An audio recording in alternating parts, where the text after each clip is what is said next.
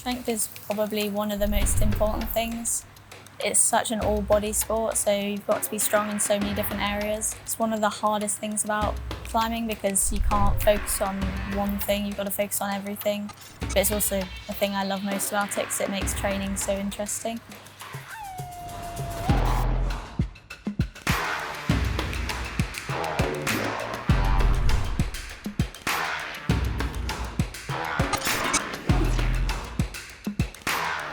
I'm Erin McNeice and I'm on TeamGB's 2024 Paris Olympic team. My name is Shauna Coxsey. I am an Olympian. I went to the Tokyo 2020 Games and competed in sport climbing. I started climbing at the age of 4 after seeing climbing on the TV. I saw a French professional athlete. She was climbing these big cliffs in Africa and I was just obsessed with the sport. And I started at a local climbing centre on the kids groups, and then my dad and I got really into it, and I guess the rest is history, as they say. I started competing at 7 and never looked back. Climbing just brings me joy, I guess. It gives me something to focus on. It's something that I'm so passionate about, and if I think about what I would be like as a person even without climbing, I really don't know. I think everybody who knows me would say that I'm really shy, I'm unassuming, don't draw a lot of attention, but climbing's given me so much confidence and just a real drive. So I think I would be so different without climbing. Climbing is a full body sport. You are literally holding on with the tips of your fingers and the tips of your toes. We use every muscle in our body, including our brain. You know, we need to be really thinking about what we're doing and how we're doing it. It's problem solving. But strength plays a really important role. Physically, you need to be able to get yourself up the wall, but that is everything from your upper body strength. And I think there's this misconception that climbing is all about upper body. It is not. It is as much about lower body, really strong legs, and core strength as well. And then finger strength, hand strength, contact strength. So being able to, if you have strong fingers, if you have strong hands, contact strength. So when you hit a hold, being able to actually hold it instead of just sliding off.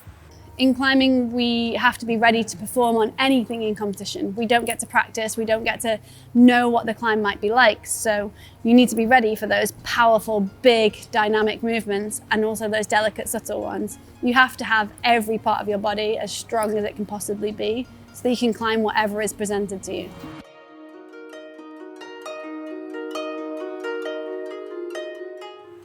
For me, this past off-season, I've definitely focused a lot on mental strength and mental shift because my mental approach has changed completely. I used to be quite serious. I think people would still say that I'm serious, but it used to be focused and no enjoying it. You have to focus, no smiling.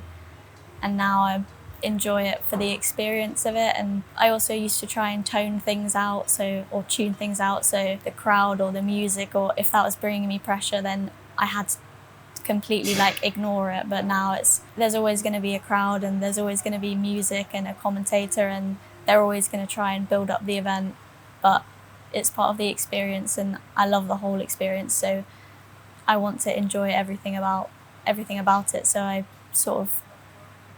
a bit of pressure is good, so I just take it all in. There are many different columns that make up training as a professional climber, both on the mat, on the wall and off the wall. So you will have your climbing-based training, which will be on the wall, whether that's fitness or technique or creativity. There's a lot of different elements to train on the wall. And then off the wall, there's a lot of strength training that needs to happen. Physically, you want to be robust, you want to be strong, you want to be bouncy, you want to be ready for anything. And that's everything from training specific finger strength to arm strength, to core strength, to leg strength. It's training head to toe, quite literally. It's usually about 6 to 8 hours a day, depending on what I'm doing. My warm-up is pretty big. I try and fit exercises in there that I like. So if there's mobility or little exercises that I need to work on, then I'll put those in my warm-up. Fingerboarding is usually in my day, not every day of course, but usually it's definitely in my week plan. And then I'll always have circuits in a day. I have circuits every day, but they're quite low intensity. And then, yeah, either a board session or max efforts, or basically I don't have any days where I'm just climbing. I'll be training in the gym, or I'll have a board session, or I'll do endurance on the power endurance on the boulders. Rest is quite important. Some people do it differently, but for me, definitely one rest day, if not very low intensity, because then I can properly go full out for 6 days in a row. Diet, yeah, my coaches were very strict because they didn't think I was getting enough protein in. When you're training 8 hours a day, you need to actually make it worth it by eating enough stuff to build the muscle. And then you've also got the kind of mental side of it. So whether that's competition experience and doing competitions for training and using that as a way to explore different methods when you're on the wall, different tactics, or if it's discussing with other athletes or previous coaches to explore new tactics or researching them. And then you've got kind of the whole sports psychology side, which is an element into itself, and then physiotherapy, and then kind of nutrition as well. There's a lot of different parts, a lot of moving parts going on all at the same time.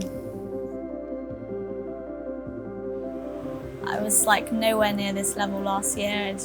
I'd made one semi-final and barely scraped in, and now it's I've made every final for every comp that I've gone to this year. It feels absolutely crazy to think that, and 2 podiums, it was be unfathomable last year that this would be where I am, but yeah, can't believe it.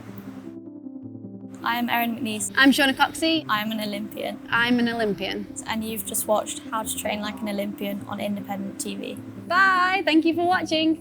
Bye.